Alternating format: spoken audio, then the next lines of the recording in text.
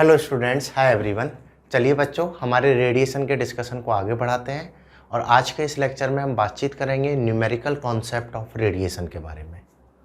देखो बच्चों, इस लेक्चर को स्टार्ट करने से पहले रेडिएशन से रिलेटेड अब तक हमने जो भी पढ़ा था उनका एक बार हम ब्रीफ समरी कर लेते हैं। जैसे अगर मैं आपको बताऊं बेटा, स्टार्टिंग में मैंने बताया radiation is a mode of heat transfer process. अगर कोई भी बॉडी जिसका टेम्परेचर मोर देन 0 केल्विन है तो वो रेडिएशन इमिट कर सकता है। ठीक है। फिर तीसरा हमने पढ़ा radiation is an example of electromagnetic wave. That means ये स्पीड ऑफ लाइट से ट्रेवल करते हैं। मीडियम पार्टिकल्स की कोई ज़रूरत नहीं होती, वैक्यूम में भी ये ट्रेवल कर सकते हैं। दो बॉडीज़ के बीच में अगर हीट ट्रांसफ़र हो रहा है तो डेफिनेटली वो रेडिएशन के थ्रू ही होगा। That's why it is a fast process. ठीक है। इसकी इंटेंसिटी जो है वो डिस्टेंस के अकॉर्डिंगली वेरी करती है। ये सारे पॉइंट्स हमने डिस्कस किए। रेडिएशन होता क्या है, रेडिएशन की प्रॉपर्टीज़ क्या है, ब्लैक बॉडी क्या है, रिफ्लेक्टेंस का मतलब क्या है, एब्जॉर्ब होने का मीनिंग क्या है, या कोई भी रेडिएशन ट्रांसमिट होने का मीनिंग क्या है। और इसके बाद बेटा हमने इस पूरे को कवर अप किया था एमिसिविटी से। डैट मीन्स हमने डिफाइन किया कोई भी बॉडी अच्छी एब्जॉर्बर है तो वो एक अच्छा एमिटर भी होगा। क्लियर। आज बेटा, आज का ये जो हमारा लेक्चर है इसमें हम बातचीत करेंगे स्टीफन्स लॉ के बारे में। इसमें हम बातचीत करेंगे न्यूटन्स लॉ ऑफ कूलिंग के बारे में। और ये जितने भी लॉ हैं, साइंटिस्ट ने जो भी लॉ दी हैं, इन पर हमारे अच्छे खासे न्यूमेरिकल फ्रेम होते हैं। डेट मीन ये रेडिएशन का एक इम्पॉर्टेंट सेगमेंट है जो हमें न्यूमेरिकल बना के देगा। कैसे न्यूमेरिकल हमारे आते हैं, क्या क्या कॉन्सेप्ट हमारे यहाँ पर बनने वाले हैं, वो पूरा हम डिटेल में डिस्कस करने वाले हैं। तो चलिए बच्चों, आज का हमारा पहला टॉपिक है Stefan's law. Stefan is a very famous scientist. ठीक है। उस टाइम पे तो काफ़ी फेमस साइंटिस्ट थे। तो इन्होंने एमिसिविटी से रेस्पेक्ट में रेडिएशन को एक लॉ से डिफाइन किया था। क्या इन्होंने बोला था, मान लो बेटा ये कोई भी एक हाई टेम्परेचर बॉडी है। मान लो ये अपने पास कोई भी एक हाई टेम्परेचर बॉडी है। ठीक है। ये जो हाई टेम्परेचर बॉडी है, बाहर एटमॉस्फेयर का टेम्परेचर कम है तो हाई टेम्परेचर बॉडी से रेडिएशंस निकलेंगे। सिंपल सी बात है। ठीक है। तो ये क्या कर रहा है, रेडिएशंस को इमिट कर रहा है। करेक्ट। अब मैं ऐसे बोल देता हूं, मान लो एक ये हाई टेम्परेचर बॉडी है T1, ये भी एक हाई टेम्परेचर बॉडी है। ठीक है। एटमॉस्फेयर से तो इसका टेम्परेचर ज़्यादा ही है, इसका टेम्परेचर ले लेते हैं T2। तो सीधी सी बात है बच्चों, इसका भी टेम्परेचर ज़्यादा है तो इससे भी रेडिएशन इमिट होंगे। लेकिन अगर इन दोनों बॉडीज को कंपेयर किया जाए, किससे ज़्यादा रेडिएशन निकलेंगे। जैसे मैं एग्जांपल ले लेता हूँ, आपके पास दो आइडेंटिकल बॉडी हैं, एक का टेम्परेचर 1000 केल्विन है, एक का टेम्परेचर 400 केल्विन है। किससे ज़्यादा रेडिएशन निकलेंगे, जिसका टेम्परेचर काफ़ी ज़्यादा है। तो ये बात तो हम खुद ही इमेजिन कर लेते हैं कि जो रेडिएशन इमिट हो रहे हैं या जो भी एनर्जी रिलीज हो रही है वो डिपेंड करती है बॉडी के टेम्परेचर पे। जितना ज़्यादा उसका टेम्परेचर होगा उतने ज़्यादा रेडिएशन इमिट होंगे। आ रही बात समझ में। और इसी चीज़ को मैथमेटिकली डिफाइन किया था स्टीफन्स ने। स्टीफन्स ने बोला था एनर्जी इमिटेड, इन्होंने डिफाइन किया था energy emitted per unit area per unit time by a perfect black body. Perfect black body that can emit all types of radiation by a perfect black body is directly proportional to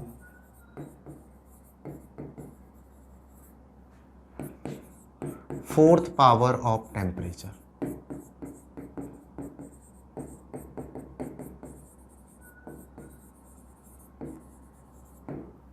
क्या बोला था इन्होंने बेटा, Stephen ने सीधा सीधा law define किया। Stephen ने बोला एनर्जी इमिटेड, अगर मैं इसको मैथमेटिकली लिखूं, energy emitted per unit area per unit time is directly proportional to fourth power of temperature. जितना ज़्यादा टेम्परेचर होगा उतनी ज़्यादा एनर्जी रिलीज होगी। ये एक सीधा सीधा सा स्टेटमेंट है। हाई टेम्परेचर बॉडी ज़्यादा एनर्जी, ज़्यादा हीट रिलीज करेगी, ज़्यादा रेडिएशन उससे निकलेंगे, लेकिन कितना निकला उसका एग्जैक्ट काउंट क्या है, उस एग्जैक्ट काउंट को कैलकुलेट किया था बेटा स्टीफंस ने। स्टीफंस ने बताया था energy emitted per unit area per unit time which is equal to होगा 4th power of temperature. Clear? पहले ये वाला स्टेटमेंट बच्चों आप नोट डाउन करो, फिर बातचीत करते हैं इस पूरे फॉर्मूला को डिटेल में। लिख लो बच्चों इसे। Clear? So energy emitted per unit area per unit time is directly proportional to 4th power of temperature. ये स्टीफन ने लॉ दिया था। अब देखिए कैसे हम इस फॉर्मूला को बनाने वाले हैं। अगर बेटा मैं यहां पर लिखता हूं energy that is area, let's say area of a body is A, time is T, that is equal to, अगर मैं बेटा यहाँ प्रपोजनल साइन हटाता हूँ तो यहाँ कांस्टेंट आता है सिग्मा, तो ये बन जाएगा सिग्मा टी की power 4 and here sigma that is called Stefan's constant. Sigma को हम क्या बोलते हैं बेटा यहाँ पर? Stefan constant. And value of sigma that is equal to होता है 5.67 into 10 to the power -8। Correct? That means energy emitted per unit area per unit time which is equal to होता है सिग्मा टी की power 4। So I can say energy emitted by black body that is denoted by E which is equal to हो जाएगा sigma A into T की power 4। अगर मैं total energy को लिखूंगा तो टोटल एनर्जी कितना इमिट होगा? That is sigma into A into T की पावर 4। और ए बेटा यहाँ पर हमारा है क्या है? अगर मैं ए के बारे में बातचीत करूँ तो ए हो गया अपना ब्लैक बॉडी का एरिया। ए क्या हो गया? जैसे कि हमें कोई भी एक ब्लैक बॉडी दी हुई है तो इस ब्लैक बॉडी का एरिया हो जाएगा अपना ए। और ये ब्लैक बॉडी है जिसका एरिया है ए, डेट इज 4πr² होगा। अगर स्फीयर है तो ये होगा उसका एरिया। तो कोई भी ब्लैक बॉडी जिसका टेम्परेचर है T और बाहर का टेम्परेचर है 0 केल्विन, तो कितना एनर्जी ये इमिट करेगा विच इज इक्वल टू होगा सिग्मा टी की पावर 4। ये तब होगा जब बाहर का टेम्परेचर 0 केल्विन हो। लेकिन प्रैक्टिकली तो ऐसा होता ही नहीं है कि बाहर का टेम्परेचर 0 केल्विन हो। जनरली तो रूम टेम्परेचर होगा या कुछ ना कुछ टेम्परेचर होगा। ठीक है, 0 केल्विन तो पॉसिबल ही नहीं है। तो अगर बेटा मैं ऐसे बोलूँ, लेट से पहले यहाँ तक की बात समझ लो, फिर हम इसके और केसेस बताऊंगा। स्टीफन ने बोला क्या? कोई भी बॉडी है वो हीट रिलीज करेगा। ठीक है, अभी हम ब्लैक बॉडी की बातचीत करें तो ब्लैक बॉडी के लिए इन्होंने बोला energy emitted per unit area per unit time is proportional to 4th power of temperature. जितना ज़्यादा टेम्परेचर है उतनी ज़्यादा एनर्जी ये रिलीज करेगा। करेक्ट है ये चीज़? ठीक है, हिल तो नहीं गया ये? चलो सही है ना। अगर फिर मैं अगली बातचीत करूं energy emitted by black body कितना होगा, तो ये हो जाएगा हमारा सिग्मा टी की पावर 4। क्लियर? यहां तक कोई डाउट नहीं है? अब मैं बोल देता हूं, लेट से बच्चों आपको ये कोई भी ब्लैक बॉडी दी हुई है, ये कोई भी ब्लैक बॉडी है जिसका टेम्परेचर है T और बाहर का टेम्परेचर T0 है। अगर 0 केल्विन टेम्परेचर था तो इतना हीट रिलीज करता, लेकिन बाहर का टेम्परेचर T0 है तो कितना एनर्जी ये रिलीज करेगा? इस वाले केस में अगर मैं बातचीत करूं energy emitted by black body, देखो बच्चों कैसे लिखने वाले हो, कितना एनर्जी इसने इमिट किया होगा इस वाले केस में। जैसे अगर बाहर का टेम्परेचर 0 केल्विन होता तो ये रिलीज करता सिग्मा टी की पावर 4, लेकिन बाहर का टेम्परेचर T0 है तो ये T से T0 तक ही रिलीज करेगा जब तक इसका टेम्परेचर T0 ना हो जाए। जब टेम्परेचर डिफरेंस 0 हो जाएगा तो ये फर्दर हीट रिलीज करना बंद कर देगा। डेट मीन्स कब तक रिलीज करेगा? T0 तक। और ये कब तक हुआ है? 0 तक। तो T से T0 की वैल्यू मुझे लिखनी है, T0 से 0 वाली वैल्यू को मुझे नहीं लिखना है। या मैं ऐसे बोल दूं T0 से 0 वाली वैल्यू को इसमें से माइनस कर दूं तो मुझे मिल जाएगा T से T0 तक इसने कितना हीट रिलीज किया होगा, और T0 से 0 कितना होता? सिग्मा टी T0 की पावर 4। बात आ रही है समझ में? जैसे ये 100 है, 100 से 0 जाते तो इतना था, मुझे तो 100 से 20 जाना है तो 20 से 0 वाला माइनस कर दो यार, तो 100 से 20 ही पहुंच जाओगे। ये 100 से 0 है, ये 20 से 0 है, तो ओवरऑल क्या मिल गया 100 से 20, मतलब कि कितना हीट रिलीज हुआ डेट इज इक्वल टू हो गया सिग्मा ए टी की पावर 4 माइनस टी नॉट की power 4 multiplied by T. This is the Stephen law. Stephen law को अब हम आगे एक्सटेंड करते हुए जा रहे हैं, एक एक पॉइंट को स्टेप बाय स्टेप समझते हुए जा रहे हैं। आ रही बात समझ में? फिर मैं न्यूमेरिकल की भी बातचीत करूंगा, कैसे न्यूमेरिकल हमारे यहाँ पर बनने वाले हैं। पहले एक एक पॉइंट को समझ लो। तो कोई भी ब्लैक बॉडी है जिसका टेम्परेचर T है, बाहर का टेम्परेचर T नॉट है, तो सीधी सी बात है अगर T नॉट से बड़ा है तो ब्लैक बॉडी रेडिएशन इमिट करेगा। और कितना इमिट करेगा? विच इज इक्वल टू होगा दिस वन। यहाँ पर A इसका एरिया है ब्लैक बॉडी का, सिग्मा स्टीफन कांस्टेंट है और T टाइम है जिस टाइम तक हम देख रहे हैं। जैसे ये तो बात हो गई सर ब्लैक बॉडी के बारे में। जरूरी थोड़ी है हमें ब्लैक बॉडी दी जाए, जनरल कोई भी बॉडी दे सकता है। For general bodies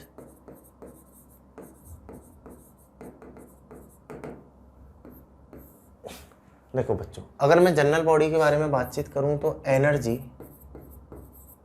date is equal to, तो ब्लैक बॉडी थी तो ये आता सिग्मा ए टी टी की पावर 4 माइनस टी नॉट की पावर 4, क्योंकि ब्लैक बॉडी का जो इमिसिविटी कोफिशिएंट है स्मॉल e की वैल्यू है वो 1 होती है, वो सारे की सारे रेडिएशन इमिट कर सकता है। तो ब्लैक बॉडी के लिए तो E1 है, लेकिन जनरल बॉडी के लिए तो E1 नहीं होगा।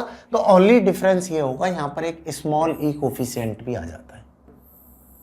ओनली डिफरेंस क्या होगा? यहाँ एक स्मॉल e कोफिशिएंट भी आ जाएगा, because we define emissivity that is energy of a general body to the energy emitted by black body. Correct? तो सीधा सीधा हो जाएगा बेटा E of general that will become equal to E multiplied by E of black. तो कोई भी general body के लिए बातचीत करें तो ये होगा, and that is a complete format of Stefan's law. एक छोटा सा हम लेके चले थे बेटा स्टीफन्स लॉ को, और उसको डिफाइन करते करते हम कहाँ तक ले आए? Sigma A T into E T की पावर 4 माइनस टी नॉट की पावर 4, जो क्या बता रहा है कि कोई भी एक जनरल बॉडी है जिसका टेम्परेचर T है, बाहर का T नॉट है, तो इतना एनर्जी ये रिलीज करेगा। अब आपको पर यूनिट एरिया पूछे, पर यूनिट टाइम पूछे, सब आप लिख सकते हो।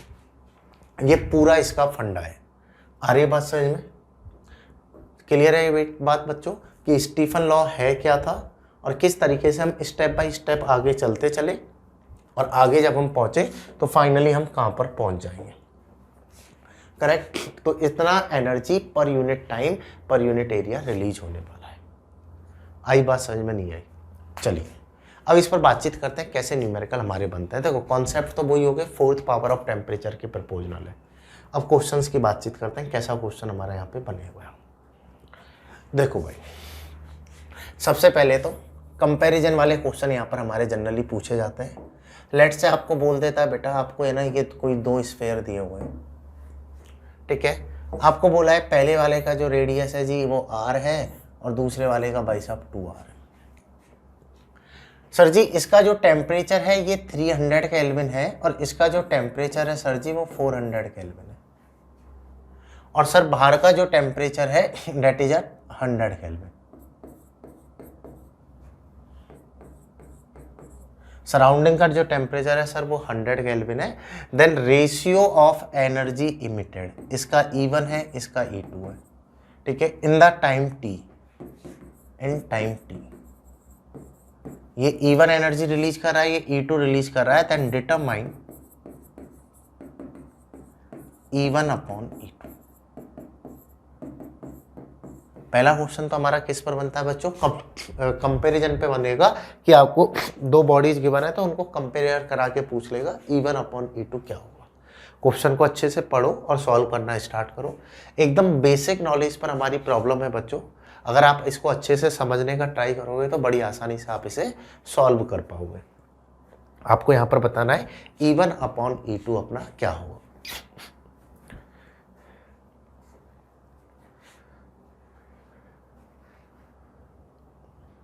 बाकी मेरे साथ समझ लो, जो सॉल्व कर रहे हैं वो सॉल्व करते रहो। देखो यार, कोई भी अगर हाई टेम्परेचर बॉडी हमें दी हुई है तो सीधी सी बात है कि वो हीट रिलीज करेगा, and amount of energy release that is equal to होता है बेटा सिग्मा ए टी टी की पावर 4 माइनस टी नॉट की पावर 4। ये दोनों ब्लैक बॉडी है, ठीक है, ये मैं मेंशन करना अगर भूल गया तो ये दोनों ब्लैक बॉडी है। ब्लैक बॉडी नहीं होगी तो ई देगा, अगर कुछ भी नहीं बोला है तो ब्लैक बॉडी हम इसे मान सकते हैं, ये होगा। अगर बच्चों मैं यहां पर लिखता हूं E1 upon E2, E1 upon E2, तो सिग्मा तो कांस्टेंट है, ये तो सेम रहेगा, ये आएगा A1 T1 की पावर 4 माइनस T0 की पावर 4 अपॉन में ये आएगा A2 T2 की पावर 4 माइनस T0 की पावर 4, क्योंकि सिग्मा और T तो अपने कट जाएंगे, करेक्ट। अगर बेटा मैं यहाँ पर A1 लिखूंगा तो ये स्फेयर है, स्फेयर है तो सीधी सीधी बोल सकते हैं कि एरिया होगा 4 पाई आर स्क्वायर, तो ये आएगा अपना R1 स्क्वायर T1 की पावर 4 माइनस T0 की power 4 upon R2 square T2 की पावर 4 माइनस T0 की, करेक्ट। इसको अगर आप सॉल्व करोगे तो ये तो हो गया अपना आर स्क्वायर और ये हो गया अपना 4r स्क्वायर, ठीक है। T1 कितना है 300 केल्विन, तो ये आ गया 3 की पावर 4 मल्टीप्लाइड बाई 100 की पावर 4, 3 इंटू 100 लिख दिया, ठीक है। और ये कितना है T0 कितना अपना 100, तो ये हो गया 100 की पावर 4। इन सेम वे नीचे लिखोगे T2 कितना है बेटा, तो 4 इंटू 100 लिख दूँ, 4 की पावर 4 मल्टीप्लाइड बाई 100 की पावर 4 माइनस 100 की पावर 4, क्योंकि इसका भी T0 100 है, करेक्ट। मैंने क्या किया, वैल्यूज़ को यहाँ पर पुट कर दिया। अब बस बेटा मुझे इसे सॉल्व करना है, सॉल्व करके मेरा आंसर आ जाएगा। तो here E1 upon E2 that is equal to R square से तो आर स्क्वायर गया, 100 की पावर 4 कॉमन आके कैंसिल हो गई, तो ये तो हो गया बच्चों हमारा 1/4। हाँ जी, 3 इंटू 3 9, 9 इंटू 9 इज 81, 81 माइनस 1 ऊपर बचेगा 80, ठीक है। 3 की पावर 4 होता है 81 माइनस 1 बचेगा 80। सेम 4 की power 4, 4 into 4 into 4 into 4, 4 4 16, 16 into 4 is 64, then 64 into of 4, ठीक है, डेट विल बिकम 256। तो ये आया 256 माइनस 1 डेट इज 255, और इसको अगर आप कट करोगे तो ये गया अपना 20 टाइम्स। फर्दर आप इसको 5 से कट करते हो तो ये 4 टाइम्स गया, और ये गया बच्चों 51 टाइम्स, तो E1 अपॉन E2 आएगा 4 अपॉन 51। एकदम आसान सा है, बस आपको फॉर्मूला को कंपैरिजन पर न्यूमेरिकल दे देगा। अगर हमारे कंपैरिजन पर न्यूमेरिकल है, फॉर्मूला हमने अच्छे से पढ़ रखा है, तो हम बड़ी आसानी से वैल्यूज को निकाल सकते हैं, ठीक है। स्टीफन लॉ को हमें बस समझना है, स्टीफन लॉ की बारीकी को समझना है। एक बार स्टीफन लॉ की बारीकियों को समझ लिया तो आप बड़ी आसानी से निकाल सकते हो कि इसकी वैल्यूज अपनी क्या क्या आने वाली है। क्लियर है ये चीज़? तो यहाँ पर हो जाएगा बच्चों हमारा E1 upon E2 which is equal to 4 upon 51, correct. चलिए अगली बातचीत करते हैं, अगले न्यूमेरिकल की बातचीत कर लेते हैं। देखो बच्चों, जो नेक्स्ट न्यूमेरिकल है हमारा, वो बेटा फ्रेम होता है डायरेक्ट फार्मूला पर, आपको वैल्यूज दे देगा और अमाउंट ऑफ हीट पूछ लेगा। कहने का मतलब क्या है, आपको बोला है कि ये कोई भी एक बॉडी है, ठीक है, ये अपने पास कोई भी एक बॉडी है जिसका आपको रेडियस दिया हुआ है r that is equal to है 20 सेंटीमीटर, करेक्ट। आपको बोला है भाई इसका जो टेम्परेचर है डेट इज 400 केल्विन, और बाहर सराउंडिंग का जो टेम्परेचर है डेट इज 300 केल्विन। क्लियर? आपको बोला है इसका जो एमिसिविटी कोफिशिएंट है that is 0.5। Then determine rate of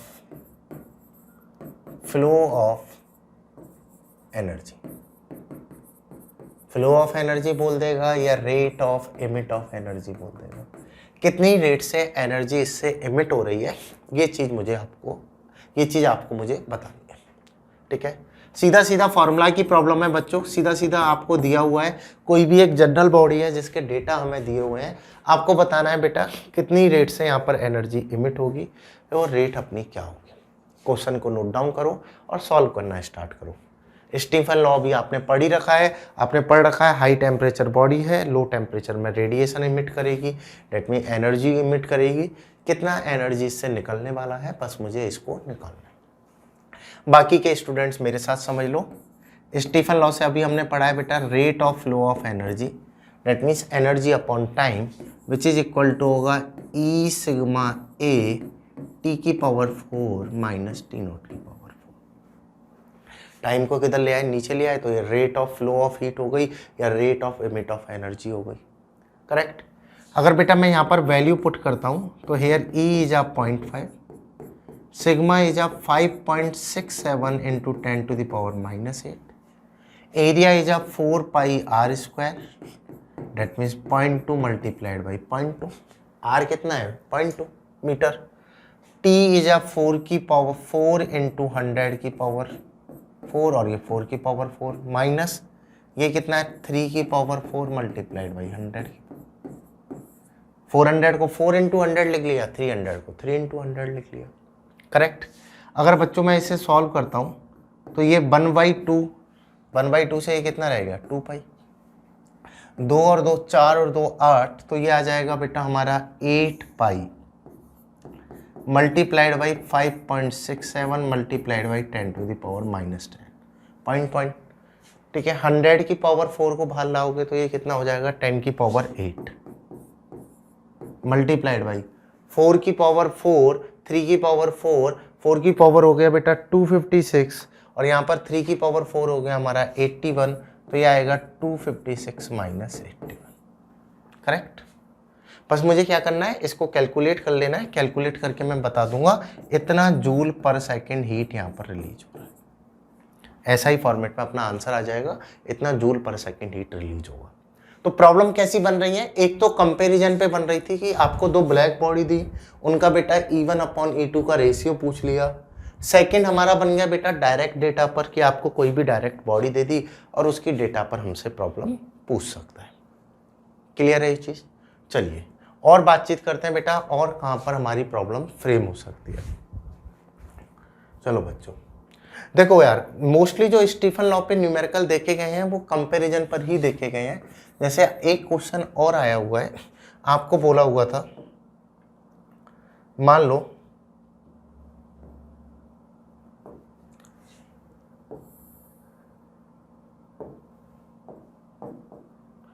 ये हमें कोई भी एक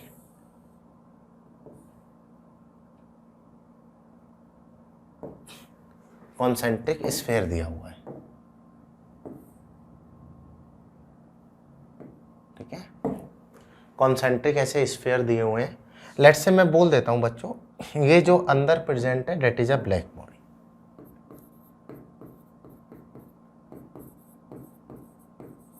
ठीक है, और ये एक जनरल बॉडी में एंक्लोज किया हुआ है, ठीक है। ये कोई भी मेटल स्फीयर है जिसके अंदर ब्लैक बॉडी को एंक्लोज किया। ये जो ब्लैक बॉडी है इसका अपना टेम्परेचर है 1000 केल्विन, दिख रहा है? इसका टेम्परेचर कितना है अपना 1000 केल्विन। दूसरे कलर से लिख देता हूं अगर किसी को नहीं दिख रहा है सही से। इसका टेम्परेचर है 1000 केल्विन, ठीक। ये जो बॉडी है इसका टेम्परेचर है 400 केल्विन, और बाहर जो है इसका टेम्परेचर है 200 केल्विन। इसका एमिसिविटी है 0.6। क्लियर? अब देखिए आपने पढ़ रखा है जो हाई टेम्परेचर बॉडी है वो हीट रिलीज करेगा to the low temperature body, same way में low temperature body heat release करेगा फर्दर लो टेम्परेचर बॉडी को, ठीक है। तो आपको बताना है कि ये इनिशियली अगर E1 हीट रिलीज कर रहा है और ये E2 रिलीज कर रहा है तो E1/E2 कितना होगा, ठीक है। इनिशियल कंडीशन में E1/E2 अपना क्या होगा ये आपको बताना है। इनिशियल कंडीशन का मतलब क्या है, जब टेम्परेचर इस फॉर्मेट में है तो बेटा E1/E2 की value amount of heat release कितना होगा। सेम क्वेश्चन है बच्चों, वही कंपैरिजन है। पहले मैंने दो ब्लैक बॉडी को कंपेयर कराया, फिर एक जनरल बॉडी को दिया, अब यहाँ पर एक ब्लैक बॉडी दी है और एक जनरल बॉडी दी है। बस फॉर्मूला लिखना आना चाहिए, बड़ी आसानी से निकाल सकते हो यहाँ पर E1/E2 की वैल्यू क्या होगी। अटेम्प्ट करना स्टार्ट करो जो इसे सॉल्व कर रहे हैं, बाकी मेरे साथ समझ लो कैसे इसका आंसर अब निकाल सकते हैं, किस तरीके से इसका फाइनल आंसर निकाला जाएगा।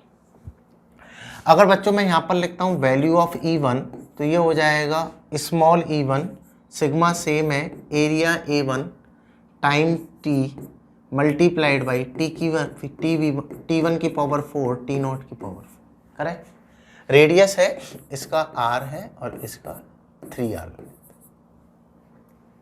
सेम अगर मैं बच्चों E2 लिखूंगा तो यहाँ पर E2 हमारा बन के आएगा E2 small E2 sigma same है, एरिया A2 टाइम सेम है, इसका टेम्परेचर अलग और बाहर का भी टेम्परेचर अलग। यहाँ दोनों चीज़ें अलग हो गई, तो ये कुछ ऐसे हो गया। अभी तक मैं कुछ पैरामीटर सेम ले रहा था, अब यहाँ पर ये सिग्मा और टाइम तो हट गए, बाकी सब अलग है।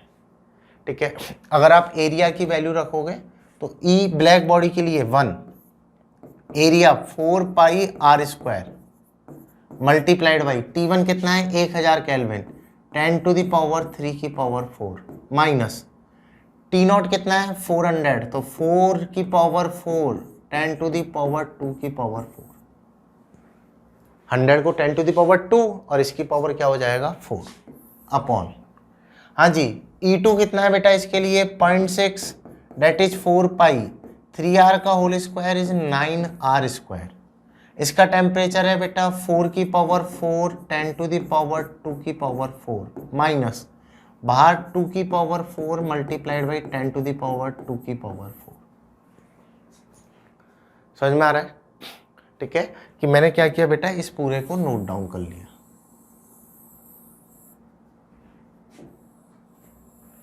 दिख रहा है अगर पहले नहीं दिख रहा था तो? ठीक है, मैंने क्या किया, इस पूरे को लिख लिया कि यहाँ पर E1 अपॉन E2 ये होगा, वैल्यूज को मैंने पुट कर लिया। करेक्ट। अब बस बच्चों हमें इसको सॉल्व करना है। देखो 4 पाई से 4 पाई गया, आर स्क्वायर से आर स्क्वायर गया। करेक्ट, तो इधर तो रह गया बच्चों 4, इधर 9 into 0.6 that is 5.4 multiplied by, हाँ जी 10 टू द पावर 3 इंटू 4 तो ये हो गया 10 टू द पावर 12 माइनस के 4 की पावर 4 हो गया बेटा 256 और ये आ गया 10 टू द पावर 8 अपॉन, हाँ जी 10 टू द पावर 2 का होल स्क्वायर हो गया 10 टू द पावर 8, इसको हमने बाहर निकाल लिया। अंदर रह गया बच्चों हमारा 256 माइनस 2 4 8 16। कैलकुलेशन है, इसको आप सॉल्व कर सकते हो। ठीक है, बस मैं कैलकुलेशन सॉल्व कर रहा हूँ। 10 टू द पावर 8 इसमें से भी हम बाहर निकाल लेते हैं। तो देखिए अगर मैं इसमें से 10 टू द पावर 8 को बाहर निकालता हूँ, यहाँ से ये हट गया, यहाँ पे रह जाएगा बेटा 10 टू द पावर 4 और 10 टू द पावर 8 अपना बाहर आ जाएगा, जिससे ये अपना कैंसिल आउट हो गया। तो ओवरऑल अपना बचेगा E1 अपॉन E2, इसको यहाँ पर लिख देता हूँ, ये बचेगा हमारा 4 मल्टीप्लाइड बाई, हाँ जी ये है 10 to the power 4 that is 10,000 minus के 256 अपॉन 5.4 इंटू ऑफ 240। बस इस कैलकुलेशन को मुझे सॉल्व करना है, तो मैं बता दूंगा E1 अपॉन E2 की वैल्यू क्या होगी। कहने का मतलब क्या है, पूरा स्टीफन लॉ में बेटा एक ही टाइप की अप्रोच है, हमारे कंपैरिजन पे क्वेश्चंस आते हैं। अगर हमने कंपैरिजन वाली टेबल को बड़े अच्छे से समझ रखा है तो ऐसी प्रॉब्लम को हम इजीली अटेम्प्ट कर सकते हैं, आसानी के इनके सारे आंसर्स को हम निकाल सकते हैं। आ रही है बात समझ में? बस हमें कंपैरिजन टेबल को समझ में आना चाहिए। कंपैरिजन टेबल अगर हम लिख पाते हैं तो बड़ी इजीली हम इनके आंसर्स को निकाल सकते हैं। यहाँ तक क्लियर है आप सभी को? ठीक है, तो बेटा स्टीफन्स लॉ में कितना हीट कोई भी बॉडी रिलीज करेगा डेट इज इक्वल टू होता है सिग्मा AT T की पावर 4 माइनस T0 की पावर 4। एक सिंगल फॉर्मूला है जिससे हम अमाउंट ऑफ हीट को कैलकुलेट करते हैं।